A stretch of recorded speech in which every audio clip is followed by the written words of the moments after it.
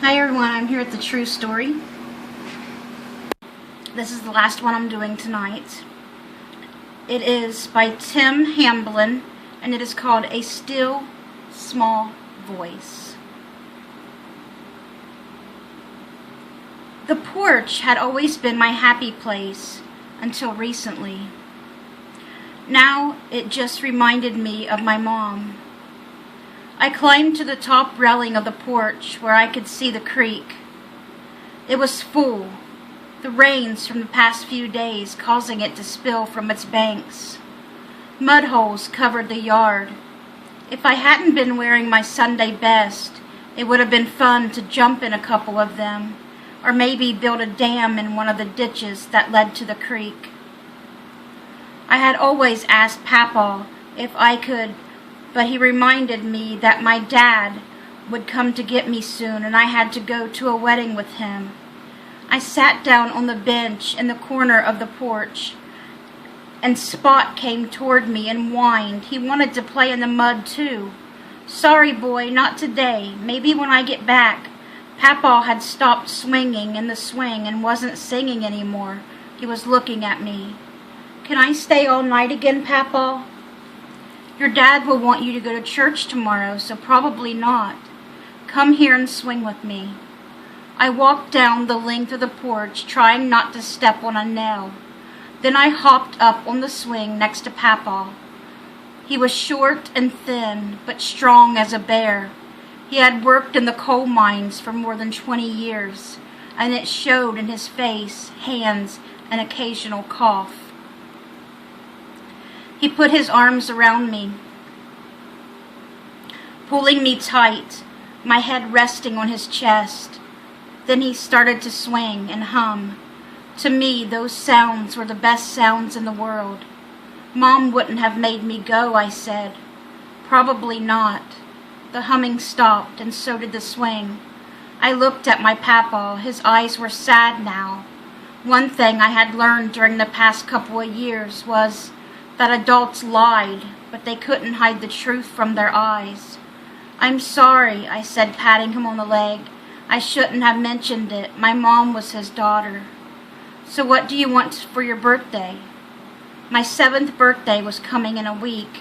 Mom, I started and then stopped. Nothing. It had been a long couple of years.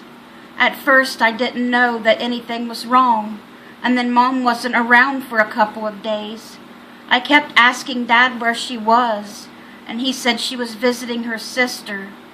I asked him why I couldn't go, and he would always change the subject. I think I was 4 or so then. She came back, but something was different. I didn't know what it was. She had always read a story to me when I went to bed, then sang to me softly until I fell asleep. The night she came back, she started the story and then began to cry. What's wrong? I asked. She shook her head and then told me that she needed to tell me something. It was the first time I had heard the word cancer, and I didn't know until then what a breast was. She talked about a big word that started with an M, which I still didn't completely understand, except I knew it was a very bad thing. I went with her to Lexington for treatments. The doctors had cut the bad parts out, but wanted to make sure they had removed everything. Her hair had fallen out, and she had been sick, sicker than I had ever seen anyone. My aunt was with us and told me to be strong for my mom, so I helped as much as I could. Things got better, and then we went home. Mom's red hair came back, and she claimed that she had more hair than ever. Again one night, she told me she needed to tell me something.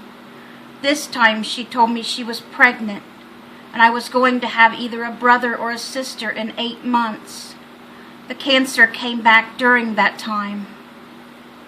She didn't tell me, but I knew. I could crawl into my closet and lean against the wall and listen to Mom and Dad talk. It was back, but she wasn't going to do any treatments until after the baby was born. I got a brand new sister, and then things really went downhill. The last time I saw Mom, the ambulance came to get her. In our living room, the EMT strapped her into a bed with wheels. She told my dad to get something from their bedroom, and then told me to come close to her. I knelt on the floor next to the low gurney. She hugged me tight, kissing me on the forehead. "I'm getting ready to go to heaven," she said, having trouble breathing, even with a mask on her face. "I want to go too." "You have to take care of your dad and sister," she said, smiling at me. "You have to be strong for both of them. When I'm gone, I will be in heaven, not under the ground, remember. I will always love you, Timmy," she said, tears now streaming down both of her cheeks. A few nights later, Dad came home and told my sister and me that Mom had gone to heaven. When I saw her in the box, her face had a huge smile. When she died, the first thing she must have seen was Jesus. "Your dad's coming," Papa said, dragging me from my memories. I hadn't cried during the funeral or the days before. Anytime I started to cry, I would remind myself to be strong. I stood and walked toward the stone steps that led to the yard. Mamaw came out the screen door, motioning for me to give her a hug. Dad pulled into the driveway, tooted the horn, and backed out into the road. He was in a hurry. I jumped down the steps and walked down the stone path that led to the road. I hated new shoes. I turned, waved at Papa and Mamaw, and then continued along the path. I had made it halfway to the road when I heard a voice behind me. "Don't go." It sounded just like Mom's voice. I stopped and turned around. No one was behind me. The horn tooted and Dad rolled the window down. "We're going to be late," he yelled. I started back down the path. "Don't go." The voice was louder now and commanding. I turned around and ran back to the steps, taking them two at a time.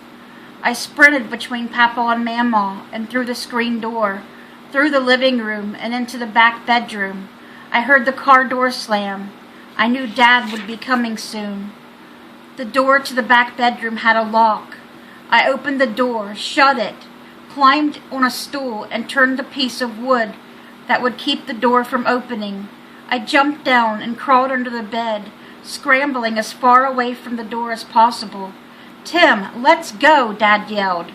The screen door slammed, and he was in the bedroom door banging on it. "I don't have time for this. I'm going to tan your hide."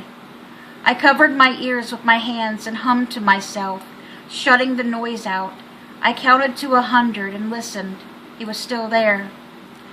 I counted again and listened. I heard the car door slam. The engine revved. I crawled from under the bed, my suit now covered with dust bunnies. I peeked out the window and watched the red Nova as my dad disappeared down the road and out of the holler. "Timmy," it was Mamaw. I unlocked the door and opened it. Waves of emotions hit me, and no matter how hard I tried, I couldn't stop them. "I'm sorry," I said. My grandma picked me up and carried me to her rocking chair. She hugged me close. She almost smelled like my mom. Soon I was asleep, and I had a dream. Mom was in heaven, and we were holding hands in a beautiful field.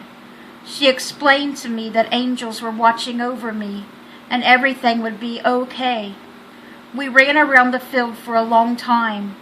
The screen door closed, and I woke up. I was lying in the bed in the room I had barricaded myself in. I could see Dad as he walked to the kitchen. I followed him. He had been crying. Mamaw and Papa were sitting at the table. He sat down and motioned for me to take a seat. "Is Wanda okay?"